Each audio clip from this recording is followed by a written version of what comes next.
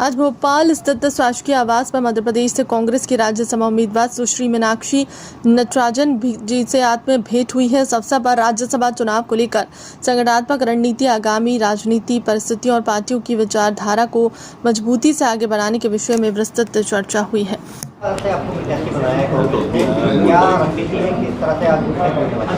मैं पहले तो माननीय कांग्रेस अध्यक्ष खारगे जी, हम सबके नेता राहुल जी, हमारे प्रदेश कांग्रेस कमेटी के अध्यक्ष, हमारे नेता प्रतिपक्ष, हमारे दोनों पूर्व मुख्यमंत्रीगण माननीय दिग्विजय सिंह जी, माननीय कमलनाथ जी, हमारे सभी सीनियर पार्टी के लीडर्स और हमारे एमएलएस का धन्यवाद करती हूँ जिन्होंने मुझे ये मौका दिया।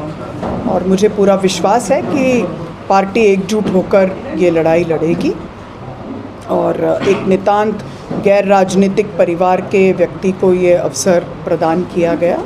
हमारे एमएलएस जो निरंतर ग्राउंड में लड़ाई लड़ते हैं, ज़मीनी संघर्ष करते हैं, लोगों की आवाज़ उठाते हैं, मुझे विश्वास है कि उनके साथ आवाज़ में आवाज़ मिलाने का जो मुझे अवसर मिला है उसमें हम वो वैल्यूज़ जिसके लिए आदरणीय राहुल जी लड़ रहे हैं पूरे देश में, भारत के विचार के लिए, संवैधानिक मूल्यों के लिए, उस लड़ाई को हम सब मिलकर लड़ेंगे। बीजेपी तीसरा प्रत्याशी उतारने का मन बना रही है, लगातार रणनीति बनाई जा रही है, क्रॉस वोटिंग का भी कहने की बात वो भी कह रहे हैं कि तीसरा अगर प्रत्याशी उतारा तो नेता भी लेके जाएंगे।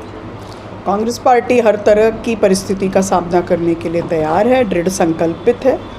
और ये सवाल अब मेरा नहीं है, मैं कैंडिडेट हूँ, लेकिन ये मेरी व्यक्तिगत लड़ाई नहीं है, ये लोकतांत्रिक मूल्यों की लड़ाई है और वो लड़ने के लिए हम सब भी मैदान में पूरी तरह से तैयार होकर आए हैं। पार्टी आप मेंबर ऑफ पार्लियामेंट भी रही हैं, अब राज्यसभा में आपको प्रत्याशी बनाया गया है, केंद्र और राज्य में भारतीय जनता पार्टी की सरकार है, तो क्या लगता है किस तरह से अब इसका मुकाबला आप करेंगी? क्योंकि जिस तरह से देखने में आया है कि दोनों ही केंद्र हो या राज्य हो, भारतीय जनता पार्टी का परचम है, तो कैसे मुकाबला करेंगी, क्या प्रायोरिटीज़ रहेंगी आपकी इसमें?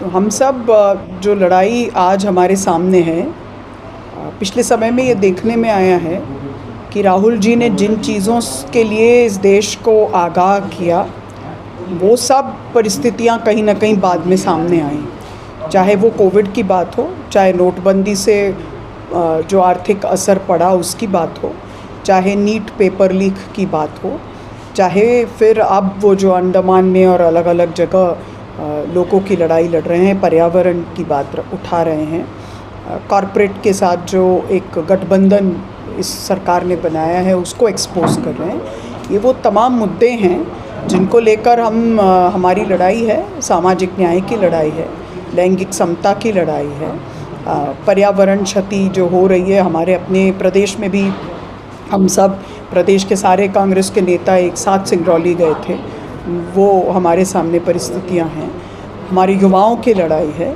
ये वो मुद्दे हैं जिनको लेकर के आवाज़ न केवल हाउस में बल्कि बाहर भी उठा रहे हैं, हमारे साथी उठा रहे हैं। पीछे ही अभी किसानों के मुद्दे को लेकर पूरे प्रदेश में एक आंदोलन प्रदेश कांग्रेस अध्यक्ष के नेतृत्व में हुआ, हम सब उसमें भी शरीक हुए। इस तरह के तमाम मुद्दों को हम उठाएंगे।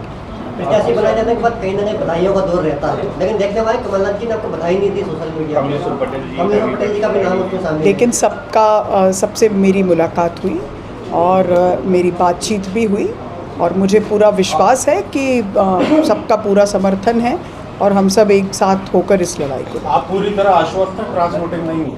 मैंने कहा कि हम पूरी तरह से प्रतिबद्ध हैं हर तरह के परिस्थिति का मुकाबला करने के लिए। 8 तारीख को मंडे के दिन।